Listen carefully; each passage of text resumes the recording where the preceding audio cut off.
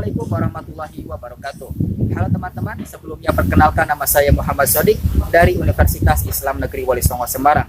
Di dalam video ini, saya akan mempresentasikan tentang infografis yang telah saya buat, yaitu berjudul Dampak Pandemi COVID-19 terhadap UMKM dan mitigasinya.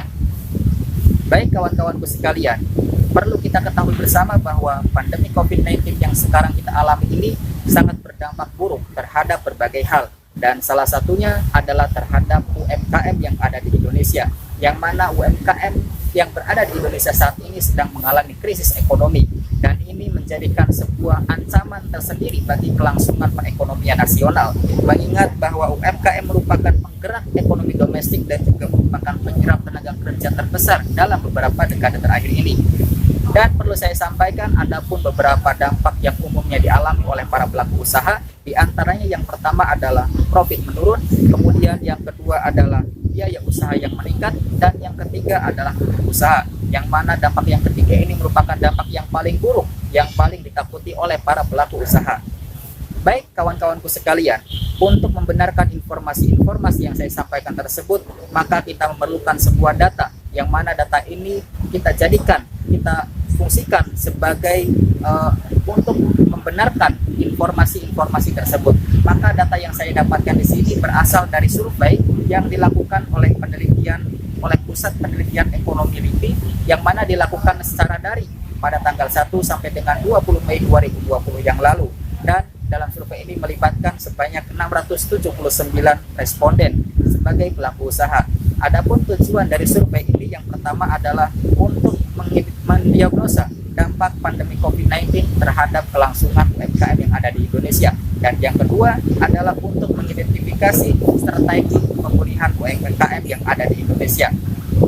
Baik kawan-kawanku sekalian, dari 679 responden tersebut, kemudian dalam survei ini dibagi menjadi 3 bagian yang digolongkan. Yang pertama dari jenis usahanya, kemudian yang kedua umur usaha, dan yang ketiga adalah metode penjualan.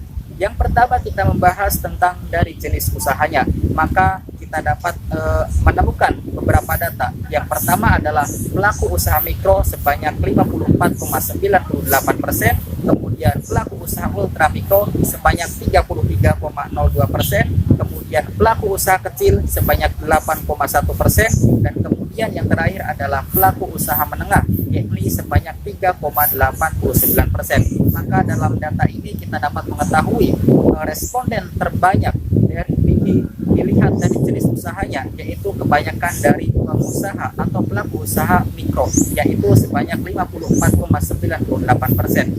Dan kemudian apabila kita melihat dari umur usahanya, maka dapat kita ketahui umur 0 sampai dengan 5 tahun sebanyak 55,2%, kemudian umur 6 sampai dengan 10 tahun sebanyak 24%, dan kemudian yang lebih dari 10 tahun sebanyak 20,8%. Maka dalam data ini dapat kita ketahui bahwa responden dalam survei ini kebanyakan mereka pelaku usaha yang usahanya baru berumur 0 sampai dengan 5 tahun, yaitu sebanyak 55,2%. Dan kita lanjutkan dari metode penjualan yang digunakan oleh para pelaku usaha tersebut.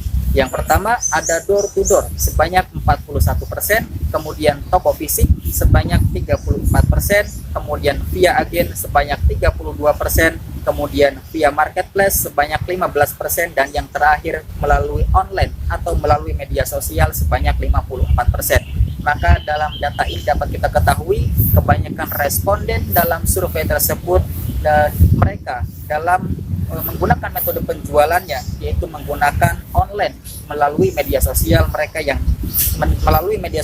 mereka miliki, yaitu sebanyak 54%.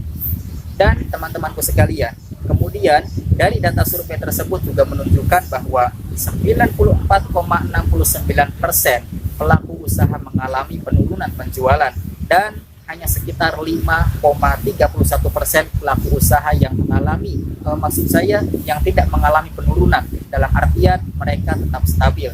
Dan ini menurut saya pribadi merupakan sesuatu yang sangat buruk sekali, mengingat perbandingan angka yang begitu sangat jauh dari 94,69% ke 5,31%. Dan kita semua berharap semoga semua ini bisa segera berakhir, sehingga nantinya UMKM yang ada di Indonesia bisa segera membaik kembali.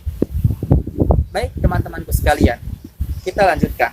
Dari 94,69% UMKM yang mengalami penurunan tersebut, tercatat juga UMKM yang mengalami penurunan penjualan yang lebih dari 75%, yang dibagi berdasarkan yang pertama adalah dari jenis usahanya, kemudian yang kedua adalah dari umur usahanya, dan yang ketiga adalah dari metode penjualannya. Kita bahas terlebih dahulu yang bagian pertama, yaitu dari jenis usahanya. Maka dalam data ini dapat kita ketahui, yang pertama pelaku usaha mikro sebanyak 49,01. Mohon maaf, maksud saya usaha ultra mikro sebanyak 49,01.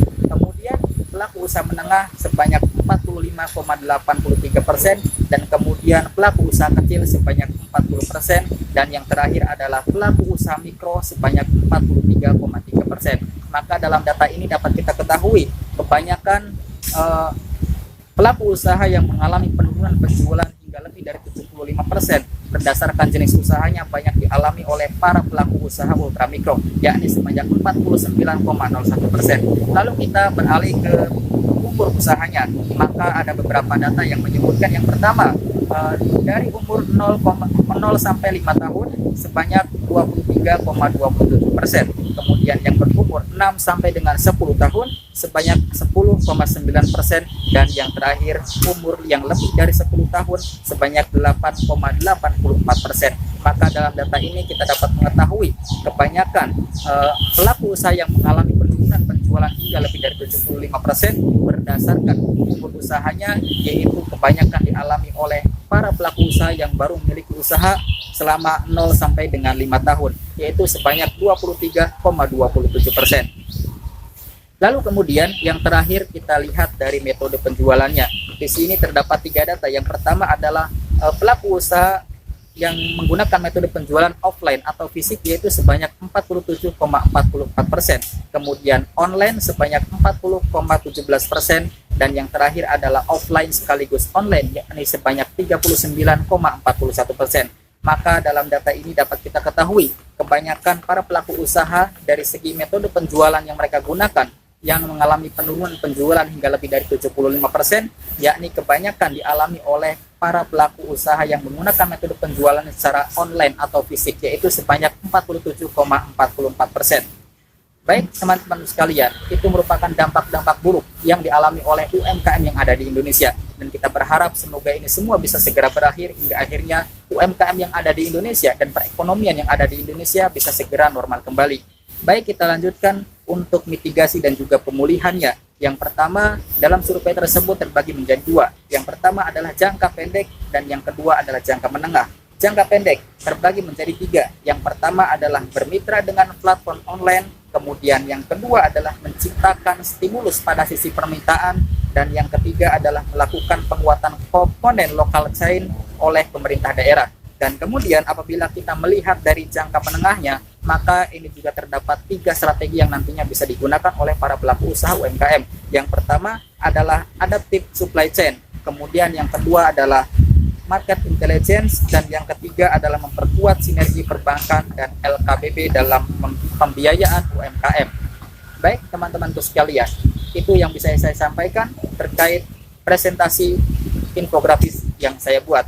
Apabila banyak kekurangan, saya mohon maaf, dan harapan kita semua adalah semoga Indonesia bisa kembali normal, terutama dalam hal perekonomiannya. Mengingat perekonomian suatu negara yang hancur, maka ini akan berdampak buruk sekali terhadap perkembangan negara tersebut. Terima kasih. Assalamualaikum warahmatullahi wabarakatuh.